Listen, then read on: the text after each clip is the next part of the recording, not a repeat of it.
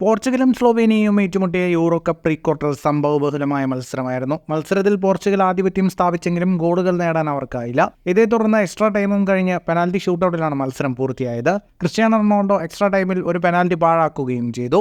Ronaldo നിരാശപ്പെടുത്തിയ മത്സരത്തിൽ പോർച്ചുഗലിന്റെ ഹീറോയായത് goal keeper Diego കോസ്റ്റയാണ്. മത്സരത്തിൽ റൊണാൾഡോ പെനാൽറ്റി നഷ്ടപ്പെടുത്തി ടീമിന് പ്രതിരോധത്തിലാക്കിയപ്പോൾ ഷൂട്ടൌട്ടിൽ നേരിട്ട 3 പെനാൽറ്റികളും തടുത്തിട്ട താരം പോർച്ചുഗലിന്റെ ഹീറോയായി. മത്സരത്തിലെ താരവും ഡിയാഗോ കോസ്റ്റയായിരുന്നു. പെനാൽറ്റി ഷൂട്ടൌട്ടിൽ ആധിപത്യം പുലർത്തുന്ന ഗോൾ കീപ്പറെ കുറിച്ച് പറയുമ്പോൾ പലരും ചിന്തിക്കുക അർജന്റീൻ ഗോൾ കീപ്പർ എമിലിയാനോ മാർട്ടിനസിനെയാകും. എന്നാൽ ഇനി അത് ചേരുക ഡിയാഗോ കോസ്റ്റയ്ക്കാണ്. ആദ്യമായല്ല പെനാൽറ്റി തടുക്കുന്നതിൽ കോസ്റ്റ ആധിപത്യം കാണിക്കുന്നത്. പല കാര്യങ്ങൾ കൊണ്ടും എമിലിയാനോ മാർട്ടിനസിന്റെ ലോകകപ്പ് ഫൈനലിലെ പ്രകടനം ഡിയാഗോ കോസ്റ്റ ഓർമ്മിപ്പിച്ചു.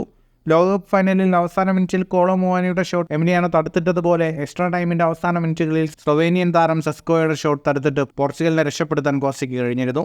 ആദ്യമായാണ് ഒരു ഗോൾ കീപ്പർ യൂറോ കപ്പിൽ 3 പെനാൽറ്റികൾ തടുത്തിടുന്നത്. ഇനി പോർച്ചുഗലിനെ പെനാൽറ്റി ഷൂട്ടൌട്ടിൽ നേരിടുമ്പോൾ ഏത് ടീമും ഒന്ന് ഭയക്കുമെന്നതിൽ സംശയമില്ല. ഫുട്ബോൾ ലോകത്തെ കൂടുതൽ വാർത്തകൾക്കും വിശേഷങ്ങളുമായി സ്പോർട്സ് കഫേ ഇപ്പോൾ തന്നെ സബ്സ്ക്രൈബ് ചെയ്യുക.